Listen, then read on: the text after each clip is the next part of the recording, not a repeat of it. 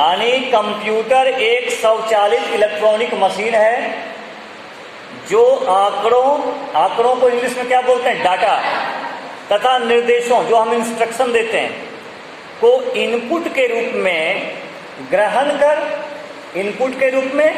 ग्रहण कर उनका विश्लेषण करता है तथा आवश्यक परिणामों को निश्चित रूप से आउटपुट के रूप में निर्गत करता है। जैसे देखो, आपने कंप्यूटर में कुछ काम करने दिया, जैसे दिए कि भाई हमको सेव करना है, चाहे हमको कुछ सर्च करना है, तो जो आप करते हैं वो फिर आपको दिखाता है कि नहीं? आप जो इंस्ट्रक्शन देते हैं कि ऐसा करो, कुछ भी आप बोलते हैं तो वो काम करता है कि नहीं? आपको आउटपुट प्राप्त होता है।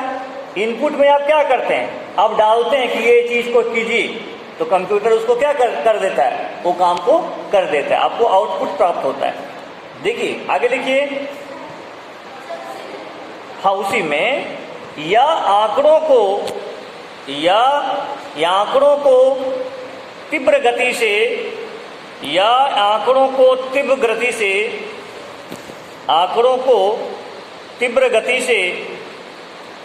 प्रोसेस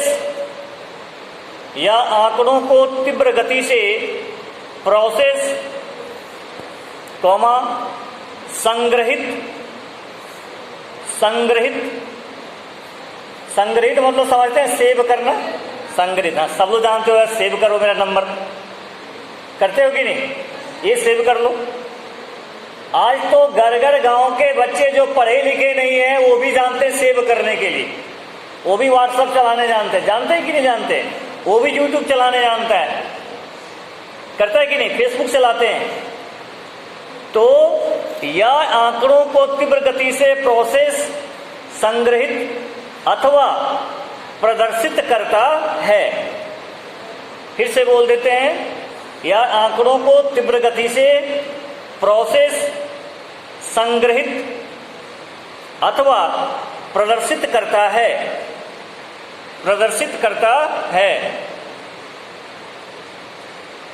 कंप्यूटर को संगणक भी कहा जाता है। कंप्यूटर को संगणक भी कहा जाता है। कंप्यूटर को क्या कहते हैं?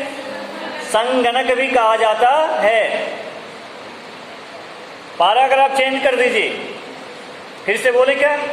कंप्यूटर को संगणक भी कहा जाता है। पैराग्राफ चेंज कर लिखिए, कंप्यूटर के विकास की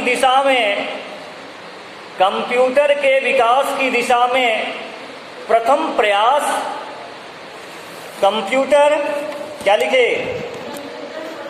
हाँ जी, कंप्यूटर के विकास की दिशा में प्रथम प्रयास 19वीं शताब्दी में कंप्यूटर के विकास की दिशा में प्रथम प्रयास 19वीं शताब्दी में चार्ल्स बेबेज ने किया। चार्ल्स बेबेज, एकदम याद रखिएगा। देखिए, this is not for your semester, important for semester examination. हर एक कॉम्पिटिशन में अब आजकल कंप्यूटर से प्रश्न पूछा गया है, चाहे आप जेपीएससी का एग्जाम दीजिए, जेएसएससी का एग्जाम दीजिए, एंड कोई कंपटीशन का एग्जाम दीजिए, हर जगह कंप्यूटर से प्रश्न पूछा जाता है कि नहीं? इसलिए बहुत अच्छा सिलेबस, सुनिए ध्यान से, बहुत अच्छा सिलेबस तैयार कर दिया कि आप सेमेस्टर 1 से ही कंप्यूटर को भी पढ़िएगा इसी बहाने। ठीक है, फिर से रिपीट करता हूं, कंप्यूटर के विकास की दिशा में प्रथम प्रयास 19वीं शताब्दी में चार्ल्स बेबेज ने किया। कोमा दे दीजिए, बंगे फिर बे जा नहीं किया। इसलिए उन्हें कंप्यूटर का जनक कहा जाता है। सबसे पहला प्रश्न यही रहेगा आप लोग को इस पेपर में कि कंप्यूटर का जनक किसे कहा जाता है? क्या बताइएगा? Charles Babbage. हो गया नंबर, मिल गया 2 नंबर। ठीक है, क्या लिखे? इसलिए उन्हें कंप्यूटर का जनक कहा जाता है। पूर्णविराम। भारत में निर्मित प्रथम कंप्यूटर सिद्धार्थ है। भारत में निर्मित प्रथम कंप्यूटर सिद्धार्थ है।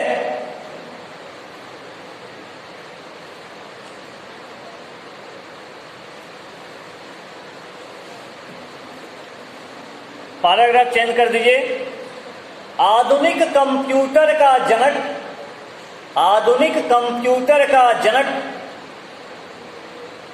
एलन ट्यूरिंग को कहा जाता है। आधुनिक कंप्यूटर का जनक एलन ट्यूरिंग को कहा जाता है। एलन ट्यूरिंग को कहा जाता है। लिखिए, वर्ष 1946 में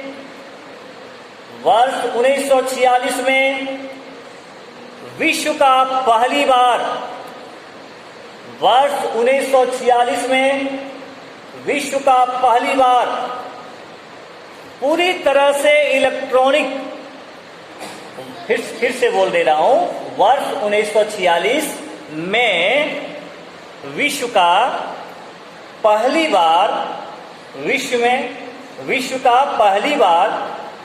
पूरी तरह से इलेक्ट्रॉनिक डिजिटल कंप्यूटर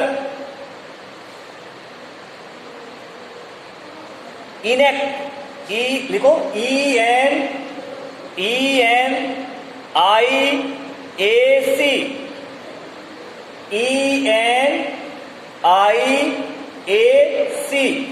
लिखे। क्या लिखे? फिर से रिपीट कीजिए। ENIAC ब्रैकेट दे दीजिए। उसके बाद इलेक्ट्रॉनिक इसका फुल फॉर्म क्या होता है लिख लीजिए। इलेक्ट्रॉनिक न्यूमेरिकल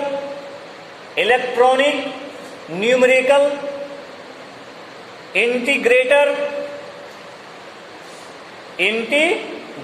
फिर से रिपीट कर देता हूं। Electronic numerical integrator and computer. लिख पाए कि नहीं? Electronic numerical integrator and computer, bracket बंद कर दीजिए। बना, ठीक है? सब लोग लिखे कि नहीं? क्या लिखे? रिपीट कीजिए। Electronic numerical integrator and computer, bracket बंद, बना, पूर्ण विराम। पहली पीढ़ी का यह कंप्यूटर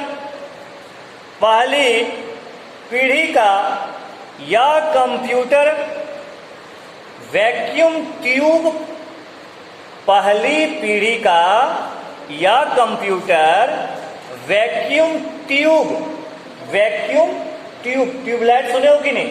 तो ट्यूब, एक ट्यूब और होता है, कभी साइकिल जो चलाता है देखो, ट्यूब नाम सुने कि नहीं?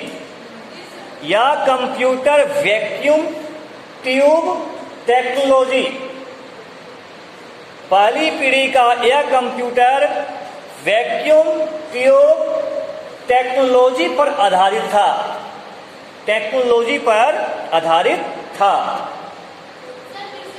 फिर से रिपीट कर दें। पहली पीढ़ी का यह कंप्यूटर वैक्यूम ट्यूब टेक्नोलॉजी पर आधारित था, लेकिन वर्तमान के कंप्यूटर, देखिए छूट गया क्या? लिखिए, लेकिन वर्तमान के कंप्यूटर द्विधारी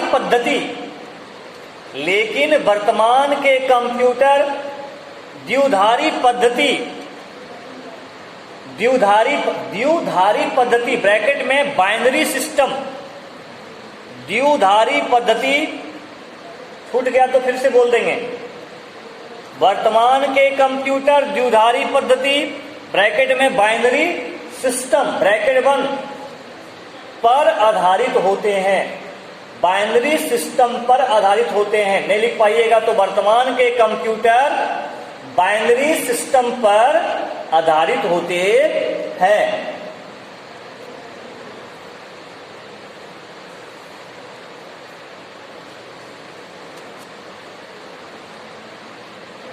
यहां तक आप समझे कंप्यूटर क्या करता है, कंप्यूटर के जनक कौन है, पहला डिजिटल कंप्यूटर कौन था, भारत का पहला कंप्यूटर कौन था। देख रहे हैं कितना नॉलेजेबल चीज है। यदि हम किसी चीज को पढ़ें तो मन से पढ़ें, ये सोच के पढ़ें कि भविष्य में इससे हमको क्या करेगा, जरूर कभी न कभी प्रश्न पूछेगा। ठीक है, उसको रिवाइज कीजिए। अब आगे करके पैराग्राफ चेंज करके हेडिंग दे दीजिए कंप्यूटर का वर्गीकरण।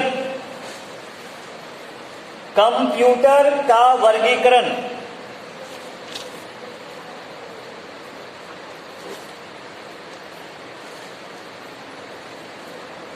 लिखिए कंप्यूटर को, आइए आ जाइए, बैठ जाइए।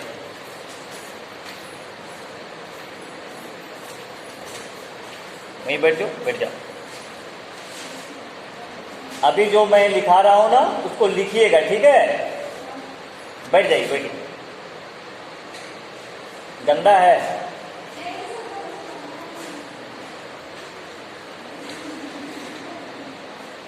कॉपी खोलिए और अभी जो मैं लिखाऊंगा उसको लिखना है, ठीक है।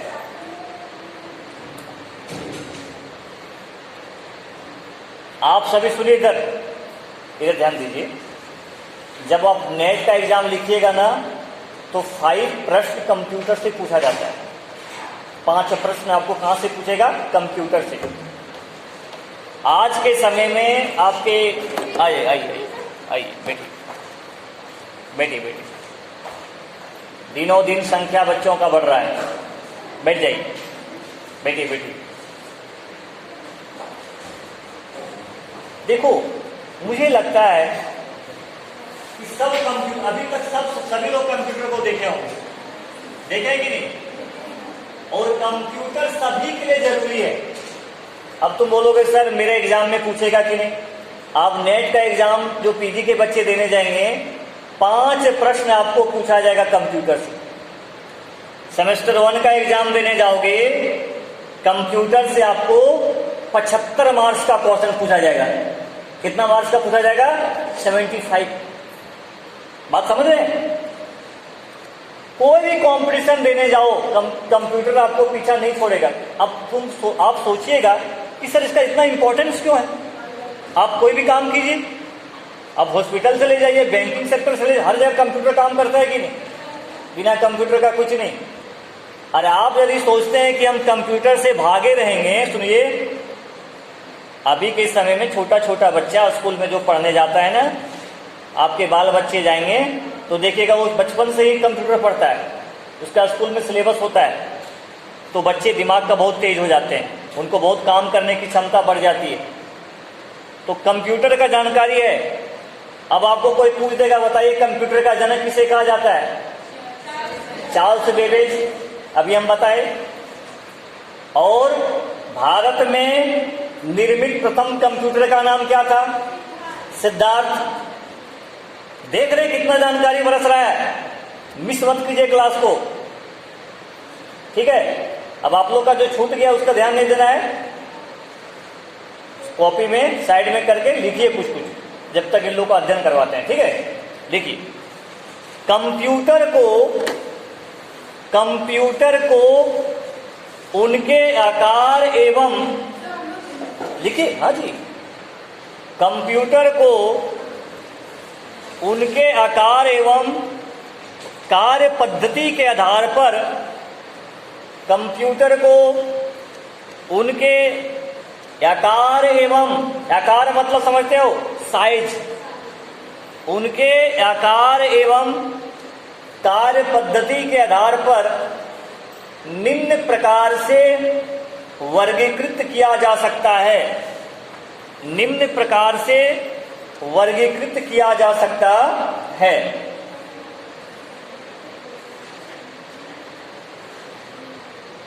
निम्न प्रकार से वर्गीकृत, वर्गीकृत मतलब होता है बांटना। वर्गीकृत का मतलब क्या होता है? बांटना।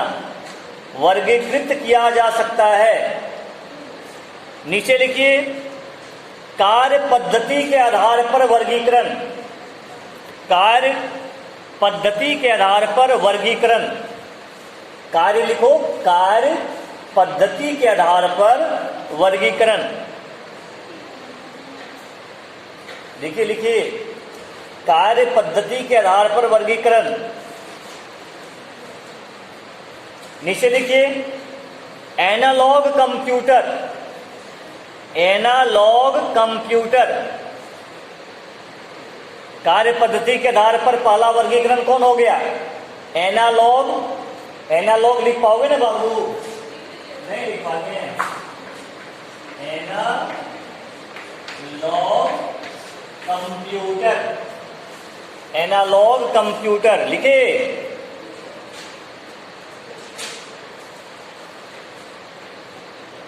हो गया?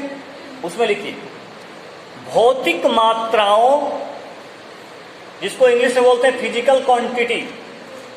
भौतिक मात्राओं,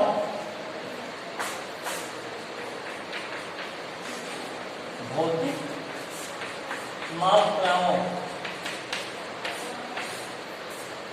भौतिक मात्राओं लिखे, कॉमा, जैसे दाब, जैसे दाब,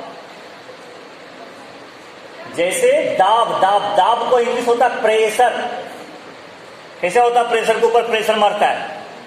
जब गैस भर जाता है तो मारता है कि नहीं? क्या बोलते हैं? कौन बोल?